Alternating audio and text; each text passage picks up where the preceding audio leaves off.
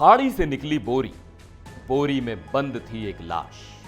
एक पति जो घर नहीं लौटा, एक पत्नी जो पुलिस के पास पहुंची और एक आशिक जो कातिल बन गया। यह कहानी है एक तरफा प्यार के उस खूनी जुनून की जिसने एक हंसते खेलते परिवार को तबाह कर दिया। नमस्कार, मैं हूं सिद्धार्थ प्रकाश। आज हम आपको उस खौफनाक वारदात की तह तक ले जाएंगे जिसने मुंबई से सटे नवी मुंबई को हिला कर रख दिया है। एक ऐसा कत्ल जिसकी पटकथा एक तरफा प्यार की स्याही से लिखी गई। एक ऐसा आशिक जो अपनी माशूका को पाने के लिए उसके पति का ही दुश्मन बन बैठा और उसे मौत के घाट उतार दिया। यह सनसनीखेज मामला है नवी मुंबई के वाशी इलाके का। तारीख 23 जुलाई 2025, सुबह का वक्त। वाशी की खाड़ी में पुलिस को एक बोरी तैरती हुई मिलती है। जब उस बोरी को खोला गया तो अंदर का मंजर देखकर हर किसी के होश उड़ गए। उस बोरी में एक नौजवान की लाश थी। लाश की पहचान 35 साल के अबू बकर सुहादली मंडल के तौर पर हुई। लेकिन अबू बकर की लाश यहां खाड़ी में कैसे पहुंची? उसे किसने मारा?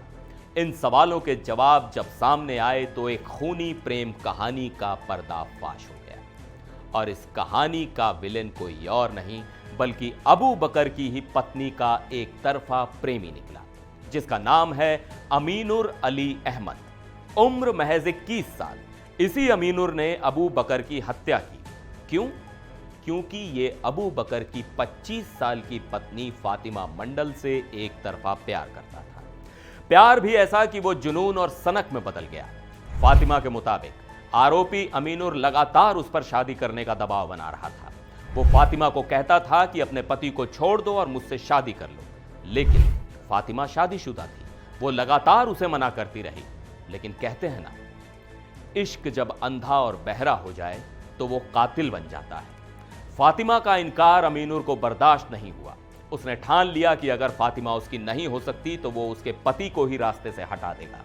और फिर उसने एक खौफनाक साजिश रची। अब कहानी में थोड़ा पीछे चलते हैं। तारीख 21 जुलाई। अबू बकर काम से घर नहीं लौटता।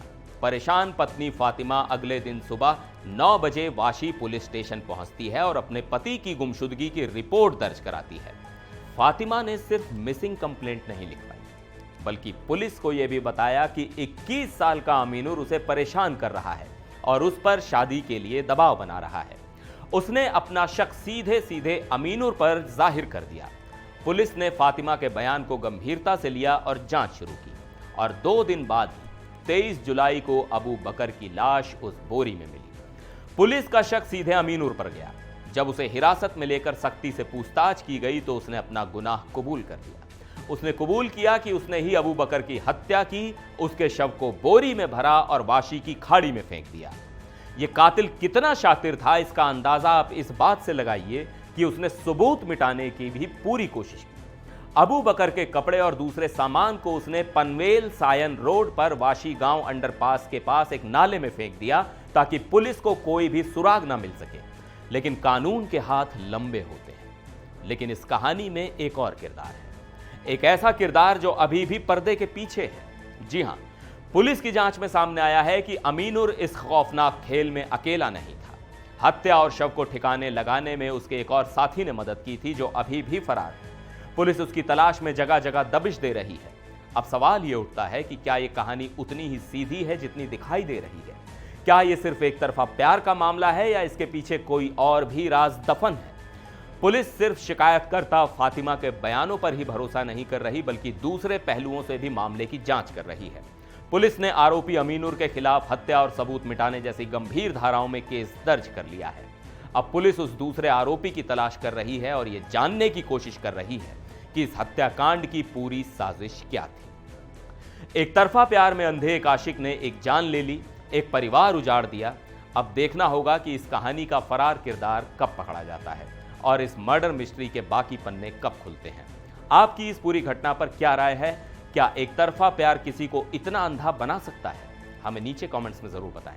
मिलते हैं अगले वीडियो में, तब तक के लिए नमस्कार।